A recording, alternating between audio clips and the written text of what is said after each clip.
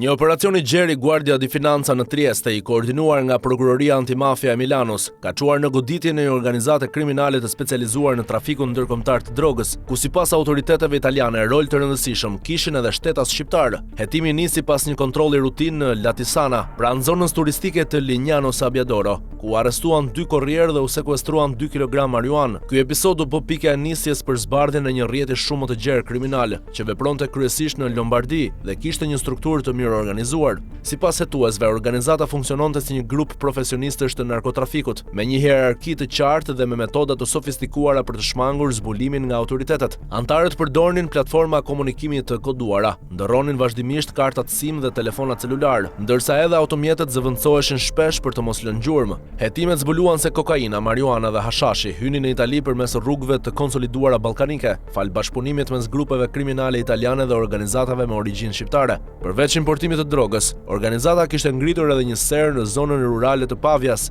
ku kishte nisur prodhimin e marijuanës. Pasi hynte në Itali, droga depozitohej në apartamente dhe garazhe të marra me qira në emër të personave pa precedent penal, të përdorur si prestanom për të fshehur lidhjet me drejtuesit e organizatës. Autoritetet italiane zbuluan se organizata kishte ndërtuar një sistem të mirë organizuar për shpërndarjen e lëndëve narkotike në Lombardi, si edhe në zonat turistike të Italisë Veriore. Për këtë qëllim rekrutoheshin persona të njohur në zhargonin kriminal si cavalini, të cilët kishin detyrën e transportimit të drogës deri tek shpërndarësit lokal.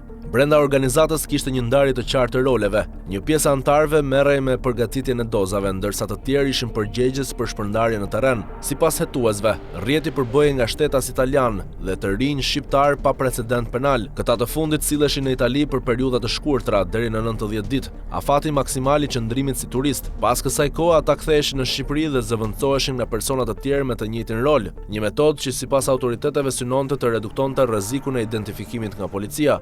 Gjatë hetimeve u sekuestruan 70.5 kg marijuanë, mes tyre 64 kg në Sesto San Giovanni, 2 kg në Latisana dhe 4.5 kg në Lecco, 21 kg kokainë, përfshirë 20 kg në Saronno dhe 1 kg në Milano, një pistolet Beretta kalibër 9 me numër serie të fshirë dhe municion, një automjet Alfa Romeo Stelvio, I modifikuar posaçërisht për transportimin e drogës. Gjatë operacionit u arrestuan në flagrancë 7 persona. Në përfundimin e hetimeve, Prokuroria Antimafias e Milanos siguroi nga gjykata 8 masa arresti me burg për antarët kryesorë të organizatës, ndërsa urdhëroi edhe kontrolle ndaj 33 personave të tjerë të dyshuar për pjesëmarrje në organizatë kriminale, trafik droge, pastrim parash, fshehje të mallrave të vjedhura dhe armbajtje të paligjshme. Paralelisht me hetimin penal, Guardia di Finanza zhvilloi një hetim financiar për të identifikuar pasuritë e krijuara nga aktiviteti kriminal. Hetuesit analizuan llogaritë bankare, investimet, pasuritë e paluajtshme dhe transaksionet financiare të dyshuarve, duke llogaritur se organizata kishte përfituar në mënyrë të paligjshme rreth 1.1 milion euro nga trafiku I drogës. Me urdhër të Prokurorisë së Milanos u vendos sekuestrimi paraprak I pasurive, përfshirë prona, automjete, bizhuteri, para kesh dhe mjete të tjera financiare.